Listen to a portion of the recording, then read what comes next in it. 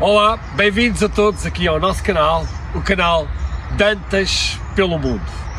E o nosso vídeo de hoje vai ser a continuação dos vídeos anteriores sobre a Terra Santa e vamos falar hoje do Estado de Israel, desde 1948 até ao dia de hoje e que é na prática o que está a acontecer neste momento.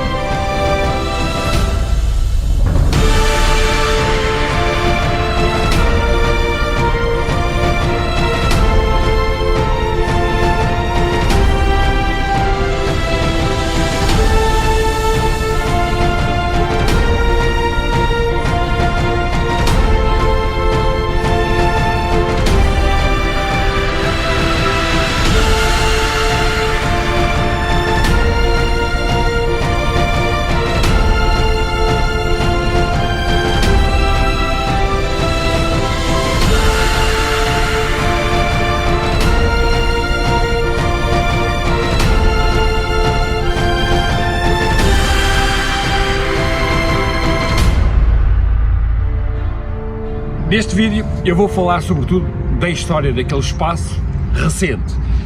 É evidente que nós sabemos que existe uma guerra entre Israel e a Palestina, ou os palestinianos, enfim, isto tem vários nomes e digamos que isso é um assunto que eu irei falar num outro vídeo. Portanto, hoje eu vou falar sobretudo da história recente de como Israel apareceu agora na Palestina, na Terra Santa, e digamos como é que eles mandam naquele espaço.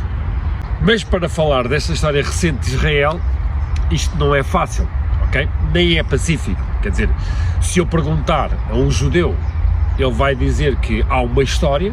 Se eu perguntar a um palestiniano, ele vai dizer outra história. Portanto, isto não é fácil e mexe com os interesses de cada um desses grupos. Eu vou-me tentar falar sobretudo dos factos históricos e, obviamente, não vou fazer uma avaliação, mas vou fazer uma interpretação desses acontecimentos. Eu já expliquei no vídeo anterior o movimento sionista, como é que os judeus começam a regressar à Terra Santa, aquilo que é hoje Israel. Mas no período antes do que estamos a falar, nós estamos a falar num período entre a Primeira e a Segunda Guerra Mundial.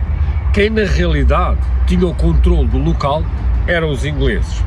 Os ingleses, enfim, eles tentaram conversar quer com árabes, quer com judeus, mas desculpem dizer isto, os ingleses não estavam muito preocupados por aí com isso, nem nasceram muito para, digamos, gerir esse conflito.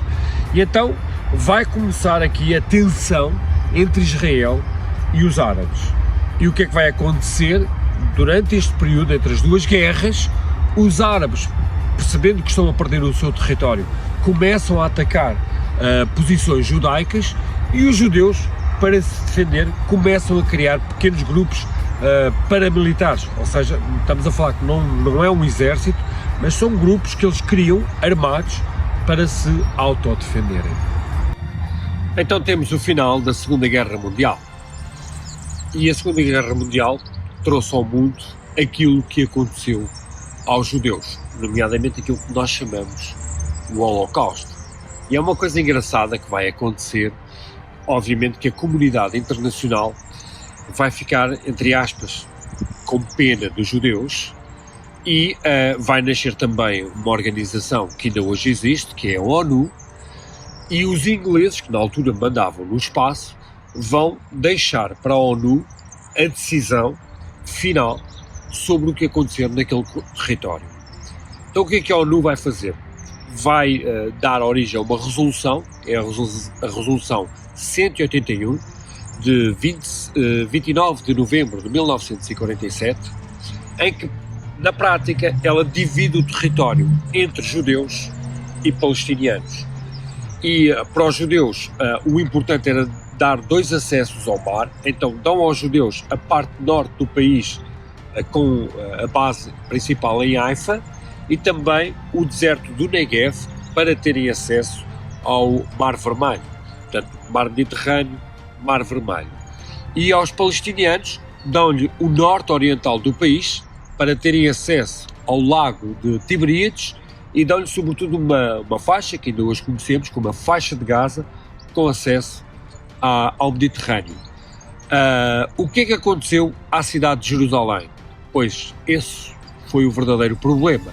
É que a ONU decidiu que a cidade era um espaço da humanidade e, na realidade, não atribui a cidade a ninguém. E isso nem agradou nem a gregos, nem a troianos. E, portanto, nem os árabes, os palestinianos, nem os judeus vão, digamos, aceitar de uma maneira fácil essa decisão da ONU. Então, a 14 de maio de 1948, no Museu Nacional de Tel Aviv, é declarado o Estado de Israel. À cabeça das pessoas que fazem esta declaração está um senhor que se chama Ben Gurion, e que vai ser ele que vai declarar o Estado de Israel. Bom, é bom falar um bocadinho desta personagem. O Ben Gurion era uma pessoa que fazia parte deste movimento sionista, mas ele não era propriamente um radical. Ele tinha uma ideia que era tentar viver num espaço em que os judeus e os árabes podiam conviver. O problema é que neste período entre 1945 e 1948, imensos judeus, mas milhares de judeus, vão viver para a Palestina. E uma grande parte deles não partilha desta ideia do Ben Gurion. Então, desde o início, o Ben Gurion teve muita dificuldade em implementar esta ideia de somos capazes de viver juntos. E, portanto, logo a partir daí começa este conflito entre os israelitas, ou os judeus, e os palestinianos. Aliás, assim que foi declarado o Estado de Israel, 6 horas depois, começou a primeira intifada, que para os palestinianos é uma espécie de guerra santa, é isso que quer dizer a palavra intifada. Portanto, perceber que este Ben Gurion tentou fazer esse papel. Aliás, ao longo dos anos, vai ser um bocadinho assim que vai viver Israel. Na realidade, o espaço é comandado pelos judeus, mas quando está à frente do governo um partido menos radical, acaba-se por conseguir algum diálogo, algum entendimento, digamos, assinar alguns acordos de paz, mas quando à frente do governo está uma posição mais radical da parte dos judeus, é praticamente impossível haver esse diálogo. E isso ao longo dos anos foi alterando, mas andamos um bocadinho nesta tensão entre um grupo mais radical e um grupo menos radical. Quanto menos radical há possibilidade de conversar, mais radical é praticamente impossível haver uma conversa. Só que o problema aqui é que, digamos, o mundo árabe, sobretudo os palestinianos, acharam sempre que este papel de equilíbrio da ONU, ele estava na realidade muito inclinado. Ou seja, uma vez que a ONU patrocinou o início do Estado de Israel e a sua criação, eles sentiram que perderam claramente um apoio muito importante no mundo internacional.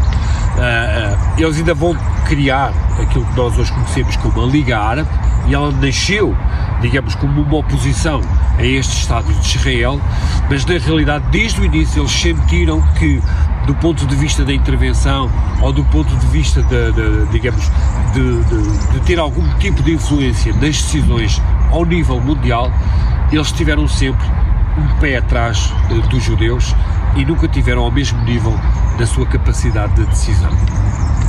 Bem, como eu já disse, ao fim de 6 horas de ser decretado o Estado de Israel, começou a Primeira Guerra, a Primeira Intifada, e que vai durar 2 anos, vai ser entre 48 e 49. E qual vai ser o resultado disso? Os árabes pegam em armas e invadem logo os territórios de Israel. O Egito invade a faixa de Gaza e toma conta da parte sul, e a Jordânia, na parte oriental, invade Israel, digamos, junto àquilo que é hoje o Rio Jordão. Os israelitas vão demorar algum tempo a reagir, mas vão reagir militarmente e vão conseguir puxar os árabes para trás. E o que é que vai ser o resultado desta primeira guerra? O resultado foi muito simples. 1 milhão de árabes tiveram que fugir dos seus territórios. E, reparem, a cidade de Jerusalém não era de ninguém, e os judeus chegam à cidade de Jerusalém, conquistam uma parte da cidade, aquilo que é hoje o Monte Sião, e portanto eles ficam a mandar numa parte da cidade de Jerusalém. Sem querer, esta guerra acabou por ser uma mola para que os judeus invadissem territórios palestinianos e conquistassem um pouco mais daquilo que a ONU lhes tinha reservado. A cidade de Jerusalém, na realidade, este é o grande sonho do povo judaico. Com esta guerra de 49, eles chegam às portas da cidade, eles têm a parte do Monte Sião e começam a ver o muro e a zona das mesquitas onde estava o antigo templo dos judeus. E é aqui que começa a nascer este sonho de um dia aquele espaço ser judaico. Portanto, o que é que vai acontecer é, hoje em dia, ainda é um sonho que os judeus têm, que é, quando puderem e tiverem a oportunidade, aquele espaço onde hoje nós temos aquela famosa mesquita da Cúpula Dourada e a mesquita Al-Aqsa, que era o antigo templo dos judeus, se eles puderem e se tiverem, digamos, um argumento forte, nem que seja à base da força e à base da guerra, eles vão tentar conquistar aquele espaço para os judeus. O outro grande conflito que vai acontecer vai ser sobre o canal do Suez. Portanto, o canal de Suez, para quem não sabe, é um espaço artificial que foi aberto, que liga o Mediterrâneo ao Mar Índico e que, portanto, faz a ligação para a Índia. Ou seja, se eu quiser vir da Índia até à Europa, eu não preciso fazer o caminho que era o caminho do Vasta Gama, dar a volta ao continente africano. O Egito o que é que vai fazer? Vai declarar o canal do Suez como um espaço nacional. E a ONU tinha declarado o canal de Suez como um espaço internacional. O problema é que, para as comunicações comerciais, Israel tinha 2 portos, Haifa, mas era um porto ainda pequenino, e tinha no deserto do Sinai o acesso à parte oriental, à Índia e por aí fora. E obviamente, ao fecharem o canal, Israel ficava bloqueado comercialmente. Só que o problema dos egípcios foi que não bloquearam só Israel, bloquearam praticamente o mundo inteiro, sobretudo os britânicos e os ingleses. Então os israelitas vão seduzir os britânicos e os franceses, por causa dos ingleses, enganei-me, os britânicos e os franceses para fazerem uma grande chantagem com o Egito para voltar a ter um canal internacional. E vai ter que ser a ONU a intervir e, digamos, a declarar outra vez o canal internacional, que aquilo não é propriamente do Egito.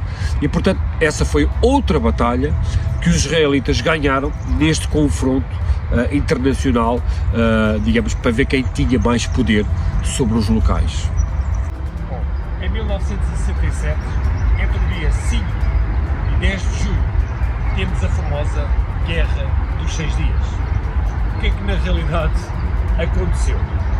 3 anos antes, no Egito, nasceu a famosa Organização de Libertação da Palestina, aquilo que nós hoje ouvimos falar como a OLP. E Israel, e eles começam até a atacar alguns pontos estratégicos em Israel. E Israel começa a perceber que há um conjunto de situações, e sobretudo de países, à volta do seu território que, digamos, a qualquer momento estão a planear um ataque. Nós estamos a falar do Egito, da Jordânia, da Líbia, da Síria e, embora mais afastado, o Iraque e o Irão. Isto é muita gente para um bocadinho de terra. E então o que é que os israelitas fazem, ou os judeus fazem? Eles antecipam esse ataque. E na realidade eles atacam os pontos estratégicos desses países. E aquilo que eles vão fazer é vão ter uma estratégia militar fabulosa, que é praticamente anular qualquer hipótese de abastecimento destes países. Portanto, eles a sul controlam toda a península do Sinai, controlam o canal de Suez, bloqueiam o Egito. A norte, eles assumem os Montes Golãs, bloqueiam qualquer acesso ao lago de Tiberíades, a água que eles tinham, e na realidade, praticamente em 6 dias, eles bloqueiam qualquer possibilidade de resposta destes países a um ataque de Israel. Portanto, é conhecida como a famosa Guerra dos 6 Dias. O problema vai ser o que aconteceu em Jerusalém. Eles aproveitam a situação e avançam dentro da cidade de Jerusalém e conquistam uma parte da cidade até aquilo que é hoje o Muro das Lamentações. E a partir dali a ONU já não tem mais capacidade de intervenção na cidade, portanto Israel assume a cidade de Jerusalém para seu controle e para seu domínio. Naturalmente a cidade continua a ficar dividida entre árabes, judeus e uma parte dos chamados cristãos, uns ortodoxos, outros católicos e por aí fora, mas na realidade todo o controle da cidade é dominado e controlado pelos judeus e por Israel. Mas em 1973 vai acontecer, vai dar origem a um acontecimento que ainda hoje marca as relações entre Israel e os palestinianos. É que no dia do Yom Kippur, o Yom Kippur é um feriado israelita, os países árabes decidem atacar de surpresa Israel. Qual foi o problema? Bom, Israel nunca pensou que no dia do seu feriado nacional os outros países os iam atacar e eles não estavam preparados. Eles vão reagir, mas muito tarde, e vão ter muitas perdas, muitos soldados morreram.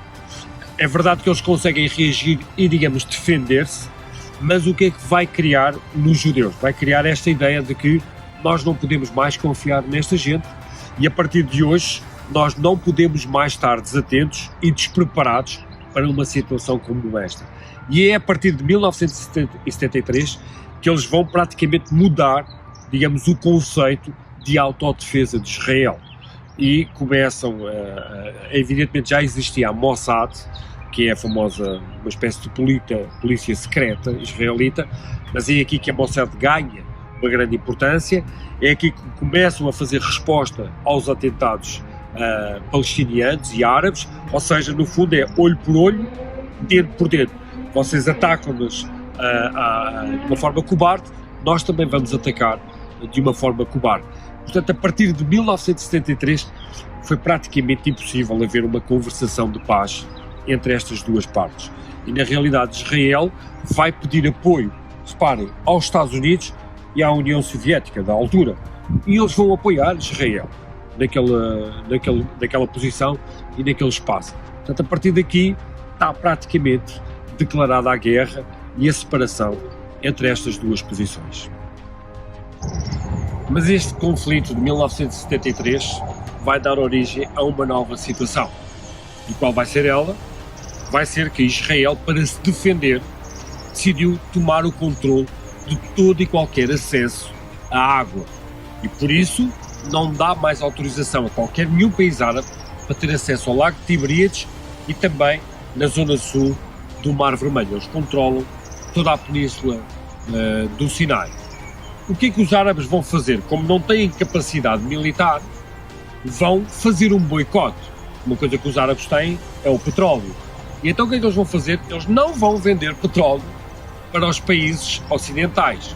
E como resposta ao facto dos Estados Unidos e a União Soviética terem apoiado Israel. E é aí que se dá a famosa crise do petróleo de 1973. E os países ocidentais percebem, não, nós não podemos estar, digamos, sujeitos a este tipo de chantagem. E então vão pegar a Israel e vão usar Israel como uma espécie de pedra contra o mundo árabe. O que é que eles vão fazer na prática? Na prática é assim, Israel transforma-se como que um cão, desculpem a imagem, mas é mesmo assim, como um cão com trela do mundo ocidental, que é, se nós dissermos uma coisa e os árabes não cumprirem, a gente larga a trela e o cão vai, morde, bate e arrebenta com aquilo tudo. Se eles aceitarem as nossas posições, a gente puxa a trela e diz, calma, não ataquem agora, que não é preciso. No fundo, Israel representa para o mundo ocidental uma espécie de equilíbrio na região, na tensão, ou seja, aqueles países árabes não se podem revoltar contra o mundo ocidental, porque se o fizerem, eles libertam Israel e com a capacidade militar que têm, rapidamente domina a situação.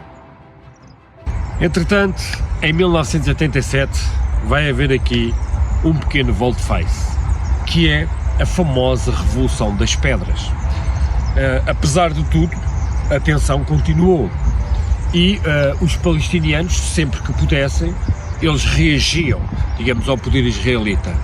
Mas em 1987 vai acontecer a Revolta das Pedras, que é os árabes, não tendo capacidade militar, vão começar a apedrejar o exército israelita.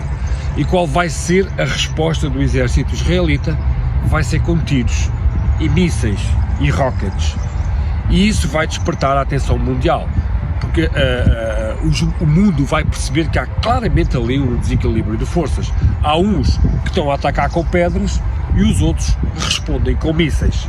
E o que é que acontece este volte-face? Significa que o mundo começa a mudar a sua opinião sobre a situação, ou seja, isto também não é justo e, portanto, começam a ter uma particular atenção sobre o problema dos palestinianos e Israel começa a perder capacidade de intervenção na comunidade internacional.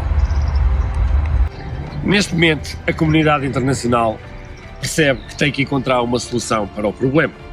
E então vão surgir os famosos acordos de Oslo e que, na prática, ainda hoje estão em vigor em Israel e na Terra Santa.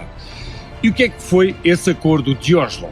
Na realidade, dividiu os territórios de Israel e Palestina e definiu 3 tipos de zonas: a zona A, a zona B e a zona C.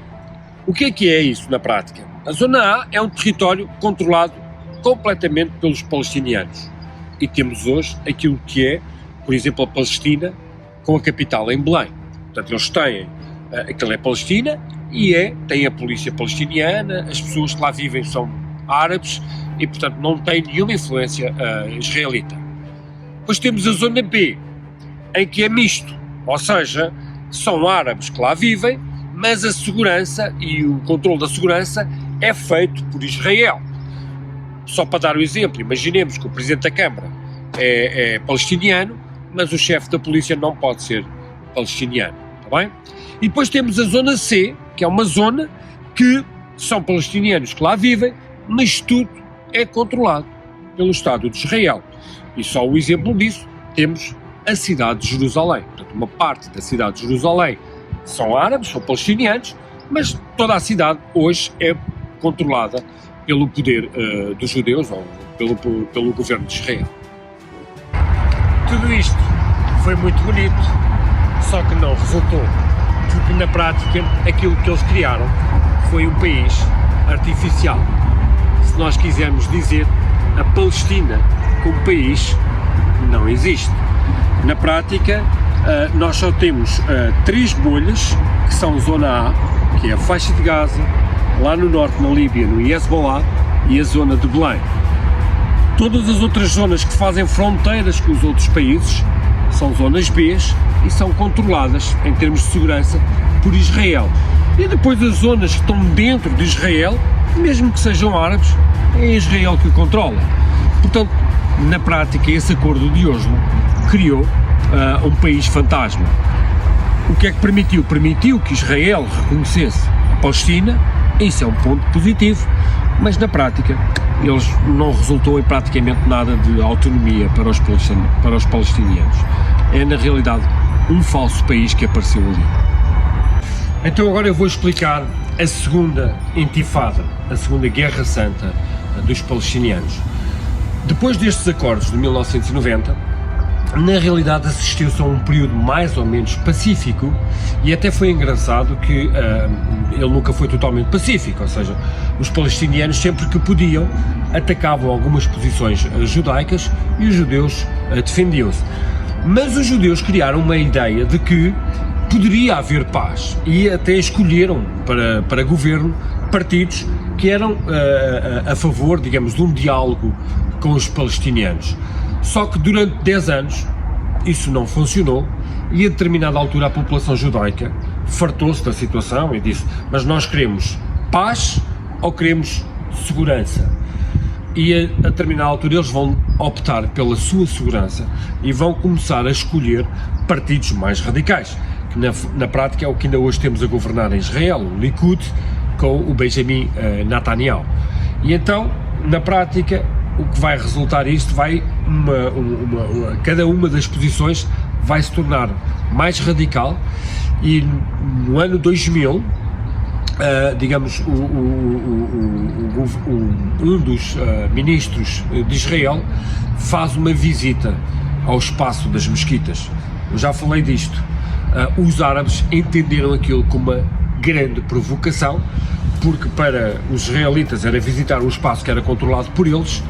Para os árabes, eles querem a determinada altura destruir as mesquitas e construir aqui um templo judeu. E então naquele dia vai nascer a segunda intifada e, digamos, vai nascer uma segunda Guerra Santa. Aliás, se eu quiser dizer, hoje estamos em 2021, na realidade essa intifada ainda não terminou. Eu depois falarei, porque eu estava lá nesse dia em que iniciou a segunda intifada, eu visitei inclusive as mesquitas, mas isso eu falarei depois noutro vídeo. Mas o importante é perceberem que ainda hoje se vive em Israel este estado de intifada, de Guerra Santa entre judeus e árabes. E pensando nesta defesa do mundo judaico, os judeus vão tomar a decisão de criar e de construir o famoso muro que ainda hoje está a ser construído e existe em Israel. Enfim, para os judeus ele é um muro defensivo, um muro que os protege dos ataques árabes. Para os palestinianos é o muro da vergonha. Agora nós estamos a falar de um muro de quilómetros, em alguns momentos não é propriamente um muro, é arame farpado e eletrificado, mas na realidade o que é que esse muro construiu? Construiu uma prisão para os palestinianos, ou seja, do muro para lá ou do muro para cá, ninguém passa nem ninguém sai, sem um controle efetivo das autoridades israelitas. E na realidade os palestinianos viram-se dentro de bolsas e de um muro, onde na realidade eles estão na prisão, eles não conseguem sair dali. Na prática, como é que se vive hoje em Israel? Ou aí eu tenho que falar do que eu senti, ou do que eu sinto sempre que lá vou. Bom, eu sou um turista e, para todos os efeitos, quer os palestinianos, quer os judeus, o turismo é uma grande fonte de receita. Portanto, uma das coisas importantes para eles é não atacar os turistas, nem criar uma situação de medo sobre os turistas. Na prática, em 20 anos que eu lá vou, eu nunca vi a minha vida ameaçada naquele espaço. E é uma coisa muito engraçada que nós vamos tão preocupados em ver os espaços sagrados, os espaços de Jesus, que nem nos apercebemos da tensão que existe. Se estivermos um bocadinho mais atentos, podemos ver mais polícia, podemos ver soldados, podemos ver muitas armas, enfim, na rua, mas nós podemos entrar num centro comercial, podemos ir a uma loja, podemos comprar, podemos comer, podemos beber, podemos viver sem nos preocuparmos, na realidade, com a nossa vida. Portanto, não pensem que aquilo está em constante estado de guerra. É possível fazer uma vida perfeitamente normal. Olhem, em jeito de conclusão, na realidade, que futuro para a Terra Santa. é muito complicado e é muito difícil eu tentar adivinhar.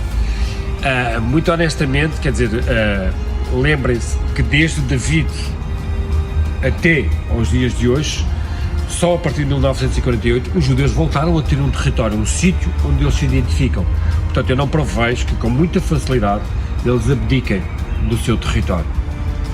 Por outro lado, o mundo árabe, digamos, se podemos dizer que foi roubado, ao utilizar a violência, isso só os desgasta em termos internacionais, e não me parece que através da violência eles vão conquistar, digamos, a amizade dos países do mundo inteiro para tentar arranjar uma solução. Eu a curto, médio prazo, longo prazo, imaginem, não estou a ver como é que aquilo se resolve.